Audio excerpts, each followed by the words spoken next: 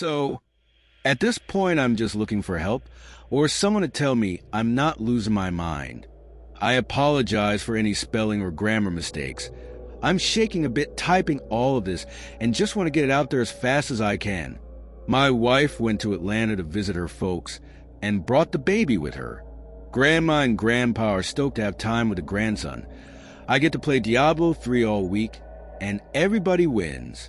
The wife only asked that I take care of a few things around the house. Namely, she wanted the bedroom painted. So, last night around 1 o'clock, after several hours of fighting off demons and zombies and various other minions of hell, I decide to prep for painting before I go to bed. I move the dresser drawers, nightstand, and lamp out of the bedroom and head out to the garage. The garage, by the way, is still a complete mess. I've had the house for 4 months now, and I just never got around to fixing up what the foreclosure process did to that section of the house. I dig through some stuff to get the brushes, paint cans, and trays out. Then I hear it. It was faint at first, but it was definitely coming from the attic. It sounded like crying. I look up, and the door to the attic is hanging down ever so slightly. I had been worried about squirrels getting in there since we moved in, so I decide to investigate. The door drops down with a sudden and rather loud slam. My dog gets pissed off / scared by this and decides to charge into the garage barking. Only he doesn't make it the whole way. I hear him scamper and howl the whole way from the living room into the laundry room. But when he gets to the doorway between the laundry room and the garage, he slams on the brakes. Now, this little guy is a Boston Terrier / pug mutt that I rescued, so he is by no means a ferocious beast. But I have never seen him scared. He proceeds to piss the floor and shake violently. "Benny, what are you doing?" I'm not really mad at him, but I probably yelled louder than I should have. He looks up at me with fear in his eyes and keeps messing the floor. I pick him up and take him into the living room, grab a towel, and start to wipe up the mess. He slowly and apprehensively follows me back into the laundry room. I walk back into the garage with a Hurley Irish field hockey stick and flashlight. He stayed in the doorway again and whined at me, imploring me not to go up.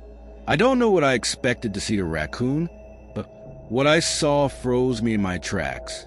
I had only made it 2 steps up the ladder, barely sticking my head into the attic, when I saw her, clear as day. There was a girl in my attic, no older than 6 years of age. She sat in the fetal position in the corner of my attic. Her head was buried into her knees, and she rocked herself slowly back and forth. She wore a long t-shirt that I assumed was her pajamas. It looked tattered with age. She was whimpering quietly to herself. I probably wouldn't be able to even discern the sound if not for the fact that I had been stopped dead in my tracks, holding my breath, my heartbeat echoing in my skull. After what seemed like forever, she looked up at me, and our eyes met.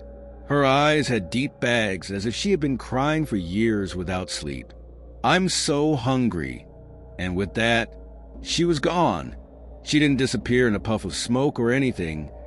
Just 1 second there she was, and the next she wasn't. It was as if I was watching a movie and it simply jumped from one frame to the next. I'm not really sure what I saw, but I can only assume it was a ghost.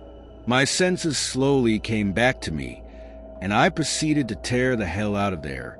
Benny and I ran into the bedroom, slammed and locked the door. I sat in my room with all the lights on for about an hour. I was almost ready to scope out the situation when I heard her start crying again. It was very soft, and I don't know how, but I could sense that she was actively trying to cry quietly. It was almost as if she was embarrassed and didn't want to be heard. "I'm so hungry," reverberated in my head. I could almost hear her say it. It was as if she was talking to me in my head. I didn't feel scared. I got out of bed. Benny decided to continue to hide under the covers and went into the kitchen. I made a small bowl of Easy Mac. I poured a glass of milk. I walked into the garage. I flicked on the garage light and was greeted by silence. I already felt foolish, but it seemed even more foolish to leave the food on the floor. So I flipped the hamper upside down and made a makeshift table. I left the food on the hamper in the middle of the garage, like some sort of preschool offering. I left the garage light on and slowly backed out to the laundry room doorway. I honestly expected to see her tiny, malnourished frame climb down the ladder that I had left open, but after a few minutes, I started to think how ridiculous I was being. I was sleep-deprived and overstressed from too much Diablo and work. I could hear Benny crying and immediately felt bad for scaring him so badly. I went back to the bedroom and tried to soothe him, but it turns out I didn't have to. When I got there, he was wagging and seemed like his old self. I can't explain it, but the house felt warmer, less burdened. I don't know. I was gone maybe 2 minutes, but when I got back to the garage, the food was gone. I mean gone. The bowl was licked clean. I stared at it dumbfounded and took the dishes back to the kitchen and put them into the sink. I didn't get much sleep that night. In my dreams, I could see her. She thanked me for the food and asked for cookies, dolls, and chocolate milk instead of regular milk. On the way home from work today, I picked up some Chips Ahoy, more Easy Mac chocolate syrup, and some cheap Barbie knock-up. I put them in the garage, and when I got back from walking Benny, I returned to a similar scene. Cookies decimated, no crumbs. Easy Mac gone, bowl licked clean. But the doll was missing. I know a lot of stuff ends with a dramatic twist or shocking revelation, but I don't have one for you guys. I don't hear her crying. I don't hear anything from the attic, but I know she's happy. I can't explain how, but I know it down in my bones. I'm equally as sure that she'll talk to me in my dreams again tonight. My concern right now is how I explain to my wife that our family just got a little bigger.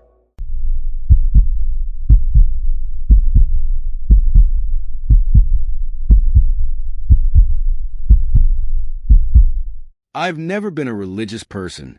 The few times I've ever gone to church, it was with my grandma, and they mostly just became a bonding experience for us because I know she likes it when I show interest in her hobbies and beliefs. But that being said, I will be damned if I didn't start trying to pray to something that night. As a teenage girl, there are a few things you really grow to appreciate after a while. Car privileges and getting to be home alone on the weekends. This story happened while I was at home alone one Friday night in December. Lights off, popcorn, scary movies, and ice cream. It was my literally definition of relaxation, and my parents were both out for the night. I was sitting on the couch watching my movie with my 2 cats when I started hearing things. It was either raining or snowing that night, because I heard the distinct sound of water or something hitting the roof. This was fine by me. In fact, I liked the rain. I found it relaxing.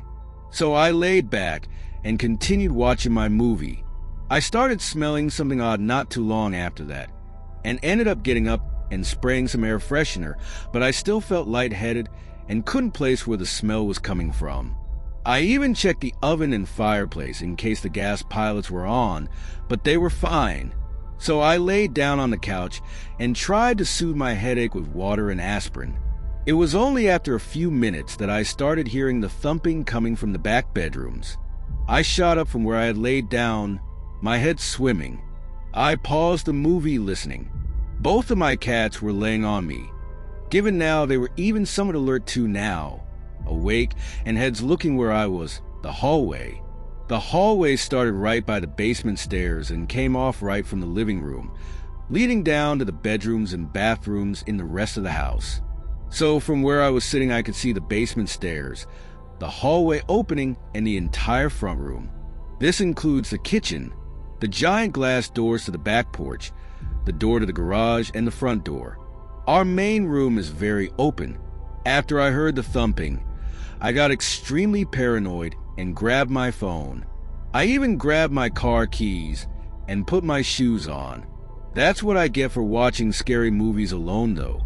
I was way too paranoid. I turned on pretty much every light in the house and went back to my parents' bedroom first to look around. That's when things started to get weird. In my house, we have 2 entrances into the attic, and neither of the entrance holes have an easy way to get to them because my dad was too lazy to add ladders to them. In retrospect, I'm thankful for that. The first thing I checked in my parents' room was their closet. It was a broken door that locked you in if you shut the door behind you while you were inside. So I grabbed the little key off of the door frame and opened the door so if it accidentally shut behind me, I could get out.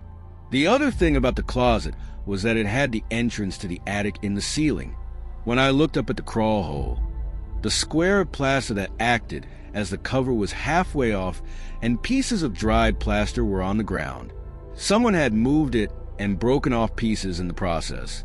I must have stared for a good 30 seconds before I walked out of the closet slowly and made sure that I closed it tightly and started making my way back to the kitchen. I stopped and listened. At this point, I could hear the thumping noises in the attic loud and clear because my movie was paused. And I don't think I've ever walked and breathed so quietly in my life. I felt my head swimming still, and I heard the thumping above the living room going towards a garage. That's where the other attic opening was. So I quickly tiptoed to the garage door and locked the handle and the deadbolt from the inside. I felt like I was going to vomit at this point. I foggily decided I wouldn't call anyone from inside the house in case the person heard me, so I was quietly praying to anything that whoever the person was couldn't get into the main part of the house until I left. I took a few seconds to gather everything, and I thought I even heard the basement stairs creaking. I was so freaked out. I didn't waste any time, and I grabbed my 2 cats, who were scarily tame and stumbling, and threw a coat on, pretty much stumbling myself outside into the cold. Once outside, I instantly felt my headache lift, and I heaved in the cold air as it burned my lungs, feeling my grogginess fade. I put my 2 cats in my car and pulled it slightly down the street to my neighbor's house. I remembered to put the heat on for my little fur babies, since it was 3 degrees outside that night. Luckily, it wasn't raining or snowing. I sat with my neighbor and I called my parents and the cops, who both showed up at about the same time. My mom sat with me across the street, while the cops searched the house from top to bottom. It was about 15 minutes later that they told us there was no one in the house anymore. The door leading to the backyard from the garage was wide open, and the attic access panel in the garage was open. They had apparently found foot and hand prints all over the attic, as if someone or something had been on all fours crawling through the attic. And as if it couldn't get worse, the entire attic had been doused in gasoline. The rain I had thought I had heard earlier that night. It was in fact not rain, but someone pouring a watering can full of gasoline on the attic floor. From what the police said, they practically almost killed themselves trying to light our house on fire. They apparently hadn't accounted for not having ventilation from the fumes and started stumbling and crawling when they couldn't walk straight anymore. I felt a little better knowing they got instant karma. Apparently, it even looked like they fell to 10 feet from the ceiling opening to the concrete floor in the garage because there was a tiny bit of blood on the ground and on the back door handle. Weirdly enough, I felt even better after hearing that he got hurt. The police had me give a statement and were talking to us about how the cleanup was going to go for our house when another officer came over. He asked if I had been in my basement at all. I said no. He said that the door under the stairs was open and that there was a gasoline canteen down there as well, but there was no one there. I was pretty much stunned. He didn't say it, but there was 2 people in my house that night. One in the basement that I walked right past at least twice, and one in the attic. I don't know how the second one got out. They didn't say, or they just didn't know. But there were 2 people in my house. I had heard those basement stairs creaking as I left. They were probably so close, and thankfully, I had never even took a moment to look back. We stayed at my grandma's for a while after that while the gasoline was being cleaned and locks were put on our attic hatches. But nothing was really the same after that. I don't like being home alone anymore, especially not at night. And even after a long time, I don't think I will ever go in the attic again.